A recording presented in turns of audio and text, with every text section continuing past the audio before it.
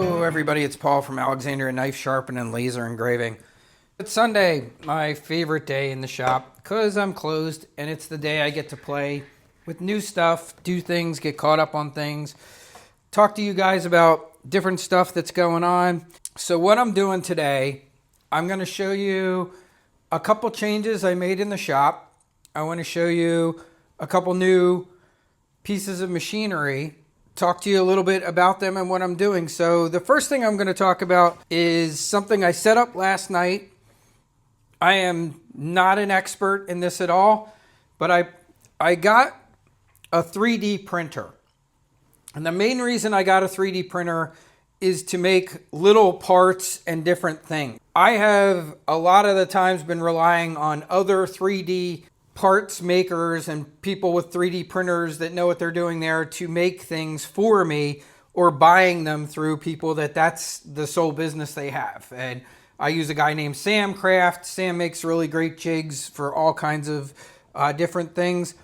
But a lot of this stuff that's out there is free. It's kind of bugged me that, I'm spending all this money buying jigs, and it didn't, I don't want to say it bugged me that much. Why don't you just make them yourselves or start, learning to do that? There was an interesting study I saw that said, I forget what year it was, but the gist of it was that there's going to come a day where, just like how we all have home computers and all this other stuff, and if you had gone back to the early 80s and even early 90s and said, oh, there's going to come a day when everybody's going to have a home computer, there's people that would have been like, you're insane. That, that's not going to happen. Look where we are, 20, 30 years later, where not only do we all have computers, most of us have multiple computers and iPads, and our phones are pretty much computers that are way better than the computers we had when we were kids, starting out with our first computers. These things are way more powerful. Well, I heard the same thing about 3D printing. They say there's gonna come a day when every household will have a 3D printer in it. And this is another thing like the lasers, where the technology is just flying and just getting better and better and better. And I decided back in Christmas time, I think it was a Black Friday sale, I saw a 3D printer that had great reviews. It's supposedly super easy to use. And I said, you know what? I'm going to buy one. I'll play around with it. See, is this something that will be useful to me? And there's been times I've wanted to make a little thing or something's broke. And I'm like, man, if I just had one of those 3D printers, but I literally know very little about. But a lot of them operate on very much the same principles as the lasers do, especially my bed lasers that have an X and Y axis. I decided I would buy one. I bought one in December, and then we moved, and I literally never unpacked it. It had been sitting in the box, and I recently told you guys earlier this week, it's another thing I'm going to show you, I had a super nice buffer that I also never unpacked because we moved. I knew I was going to be getting a bigger shop, and it was one of those things, well, once I have the bigger shop, I'll get around to doing it. Even though I opened the new shop back up back in August, here we are now, we're in March, I still hadn't unpacked some of these things. So I'm just now getting around to getting those. And last night I decided it's time to get the 3D printer out and see what it can do and see if it will be useful to me. I got it, I set it up, it was really easy. It took like about 20 minutes for me to set up this 3D printer. It's not fancy. It's probably very much a very beginner's 3D printer. It's called an Anacubic Cobra 2 Neo is what I got. It's not huge. It's a nice size. The first thing I did was this little 3D fighter. Cute, not something I have a use for, but I know the machine works, and there it is. Last night I went online, I looked for free files for my laser, and I found a person that did all the different types of fencing pieces for the F1 Ultra, and they were free. It was like on a shared site. All you had to do was download it. So here it is. I downloaded the piece and then simply brought it into the software for the 3D printer, which the stuff's called like slicing software. I don't know a whole lot about it. I don't know how to design anything, but I knew enough how to bring the piece in. There it is. It's on there. And now I'm going to see if I can print it on the 3D printer. So this will be the first kind of useful thing I'll see.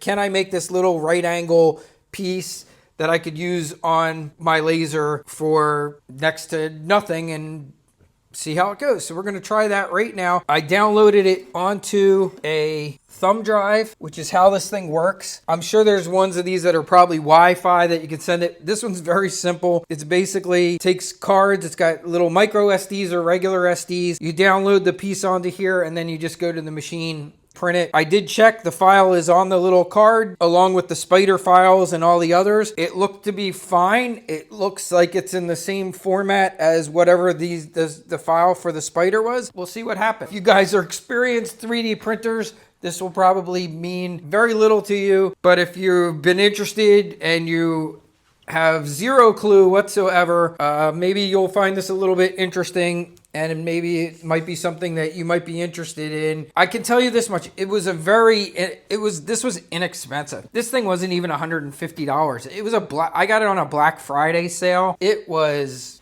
cheap. I think it was $135 if I remember correctly. First thing, the machine has to warm up. This has automatic leveling. Apparently that's an important thing. I don't know if I have to do it every time. I will put the little card in. So the little card goes here. And I can see right here that the tip is warming up. If I go down here, this is where the auto leveling was. So I'm just going to come down here and hit auto level. We'll see what that does. And I don't know if this is something you're supposed to do every time or not. You guys that might know more about 3D printers can maybe tell me. It says it's preheating, so it'll do all that. It's going to wipe the nozzle. It's got a little probe on it. But I mean, it was very self-explanatory. The assembly took me maybe 20 minutes. The majority of this machine came put together. And if you hear guys talk about what these things were like in the early days, a lot of it was like you were literally practically building the entire machine.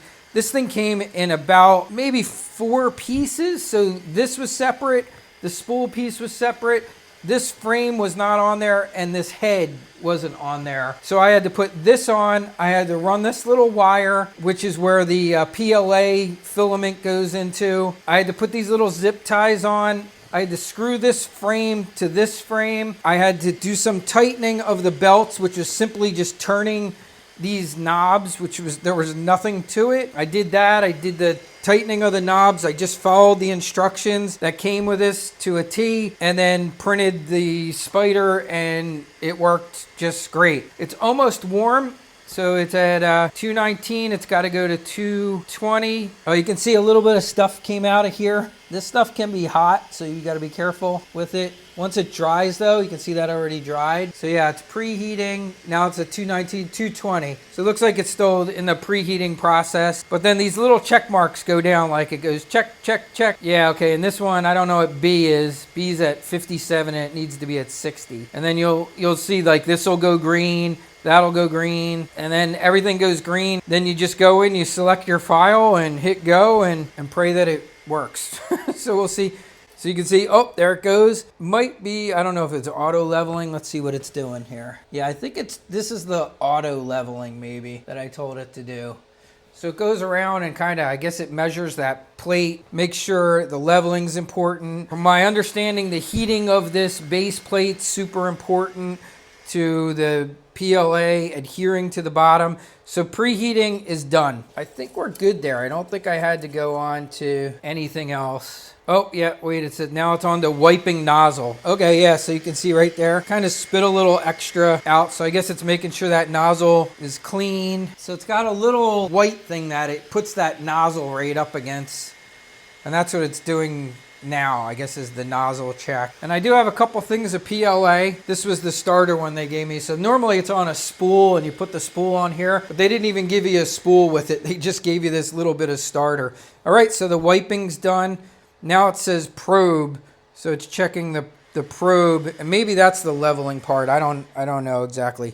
I don't even know what the probe is, but I'm guessing it's the tip of it. It's going down and touching. Okay, and here it goes. It's moving again. Now I think it's doing the leveling or the measuring of the different parts of that plate. Yeah, I think that's what it's doing. It looks like there's a little sensor over here. There's not anything that's touching like on my X-Tool lasers that actually has a physical probe that goes down and touches when it's measuring distance.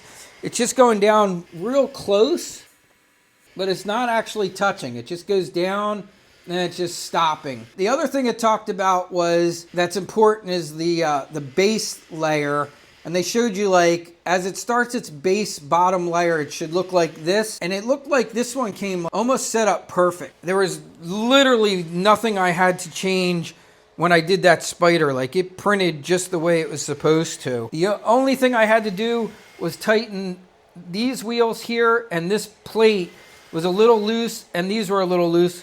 But they ship it to you that way on purpose. I made the little bit of tightening adjustments in there, and it was good. We are close to done. If you guys are more experienced with this, or if you're a person that does a lot of 3D printing, let me know if this is something you should do every time you make something, or is this something like once you've done this, as long as you haven't moved the machine around, is it like, oh, I don't have to do this every time, or should I always do this leveling thing every time I make something? I wasn't really able to find that in the instruction. Is this something you do every time, or once it's done once, do I need to do it anytime I've pulled this thing off to take something off? So let me know. Put in the comment if you are an experienced 3D printer, please let me know if you level your machine every time you do a project. So this is a big bunch of different parts for the F1 that this person made. It's like a whole fencing kit, but I'm going to print just one piece of it now. This is a normal like right angle piece because I want to make sure that it works at the file before I tell it to print like 20 pieces. And apparently you can set it up to print multiple pieces on this bed and kind of spread them out, and it's done. Okay, so it's leveled, it's warmed up, and now I believe I can hit this. I'm going to go back and I'm just going to look for my file, and it says Xtool F1 Ultra 2 high, 2-hole right, and that's it. So I'm going to click that, start print, clicking that, and here we go. We'll see what happens. It's not going to start till that tip gets to 220, and it's currently at 90. So it's got a little bit to go there, but it's heating up fast. It just jumped to 110, 113. Oh, I think it's done. It is done. It's done. Yeah, how cool is that? Printing complete. Took 10 minutes. Looks like the piece like popped off on its own too. Yeah, look at that. It's done. So there's a little plate part where it was stuck down there. That is, look at that. That is perfect. Very cool. All right, so let's go over to my Xtool. It appears to be perfect. It is. That's perfect. Yep. Went right in that hole. So there you go. So that was the reason I wanted the 3D printer, because I wanted to be able to make my own little pieces, or even if it wasn't me making them, I didn't design it necessarily, but there's so many people out there that are smart and design these things, and I figured in a short period of time I could probably also learn how to make some modifications to the files and go from there. All right, so here's my it's my third test. I'm gonna try and now do multiple pieces at one time. So the software was pretty easy. It told me that one piece was overlapping another, so I kind of rearranged them on here, and now I'm gonna export this as a G-code, and hopefully it will print all of these pieces at one time, as opposed to having to do one at a time. I was able to easily print out all the rest of those pieces. They all fit perfectly on my F1 laser, so I have a nice little fencing kit for that now. And I wanted to show you a couple other cool things that I did since I first recorded that video. So this was a big jig that I made, and this is for centering round things on the laser. So look how cool this is. It's got little slides that all come together, and then it centers a round piece so that you can put it under the laser. So this was another one I made. This one took quite a bit of time. Each one of these pieces, this top piece, this was about 3 hours, and this bottom piece, I think, was 5 hours. So I literally let it run overnight. So this was a pretty time-consuming jig, but it's, as you can see, it's a big jig. And here's one I think you guys will get a real kick out of. And it actually worked really well. was I made a angle guide. I found, now I did not design this at all. I found this, like I said before, it was a free design, but it was actually made to go right on our already existing buckle guides.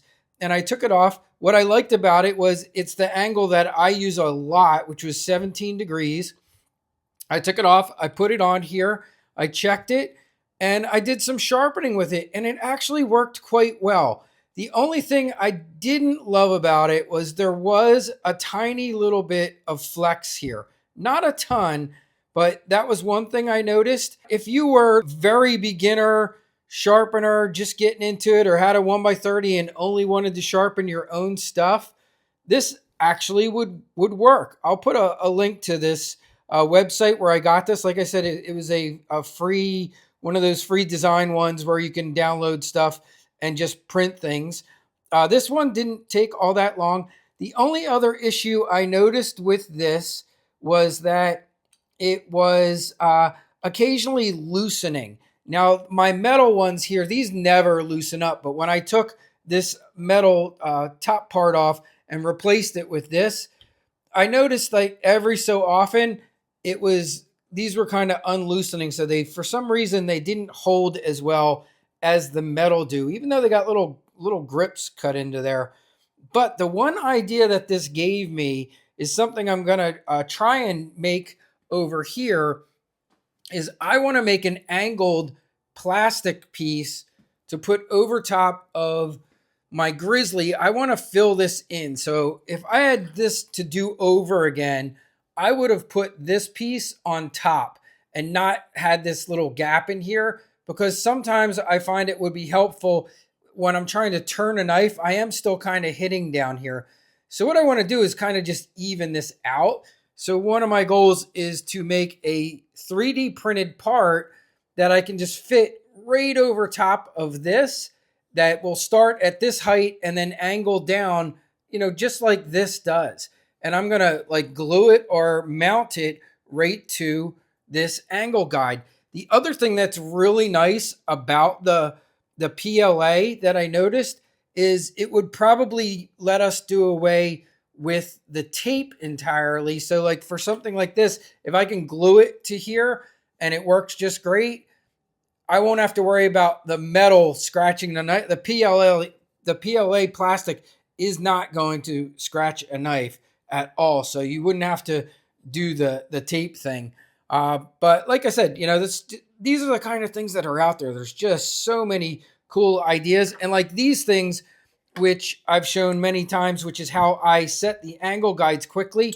You can actually make these. There are tons and tons of free files for 3D printers that have these preset angle guides, just like we see here. So lots of cool stuff out there in that 3D printing market, where like even if you're like me and you're a very beginner and you don't know how to necessarily design this stuff yet, there's a lot of free designs that you can just go grab it and print it.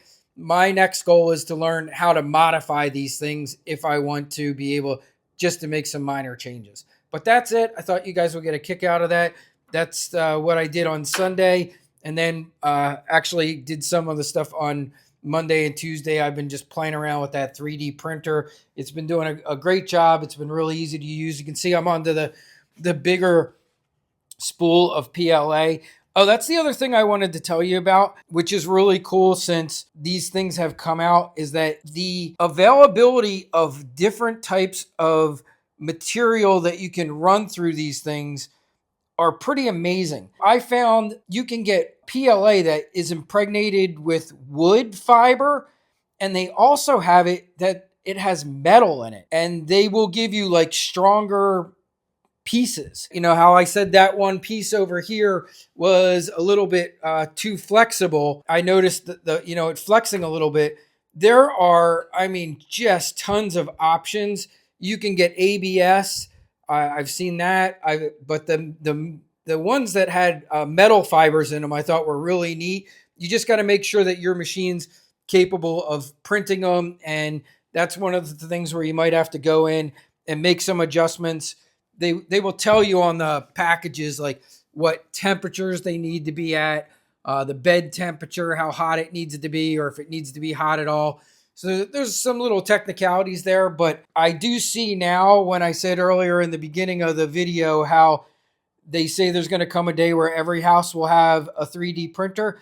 I could see that, because with all these different filaments they have, where some are going to be, have metal in them and different things. And you'll see these printers now, a lot of people are doing all different colors, or there's some where people have multiple spools of all different colors. The options are just really mind blowing. But for just basic like part making and things like this, I just see a lot of uses for this, and it's been a lot of fun. And I'm glad I finally got it out and opened up and being using it in my shop. I'll put a link to this one in case you guys are interested. I've been pretty happy with it. I would even consider getting another one from them. The other one I can definitely tell you is very popular are Bamboo Labs. I don't own one, but I do know that a lot of the people that have these print farms, I know Samcraft uses Bamboo Lab printers a lot. That seems to be a very, very popular 3D printer. But this one's been great for me. And like I said, I couldn't beat it. It was very inexpensive. They also have ones that are called resin. And I'll just tell you about that too, which is a totally different type of technology. It actually gets a liquid resin poured into it, and they give you like really almost perfect 3D prints where you're not seeing the little lines and things. Those 3D printers tend to be a little bit more expensive, compared to a laser. They're still not expensive, in my opinion. When we're talking like lasers versus the highest priced 3D printers that I see are running around like $500. There's maybe a few out there that are more than that, but really high price for a 3D printer would be like $1,000. There are many, many, many of them are like $100, $200 in that range. You don't have to spend a ton of money, as you can see, to get a useful 3D printer, especially if you're just looking to make little parts and things like I'm doing. All right, so I'll end this here, and I will talk to you all later. I'll put a link into this one here and a link to the angle guide in case somebody's interested in doing that. Or maybe we got some new sharpeners in here that haven't bought a buckle guide, but they have a 3D printer and just want to print their own 17-degree angle guide that they could put on a 1x30. So I will put a link to that, and I will talk to you all soon. Have a great day, everybody.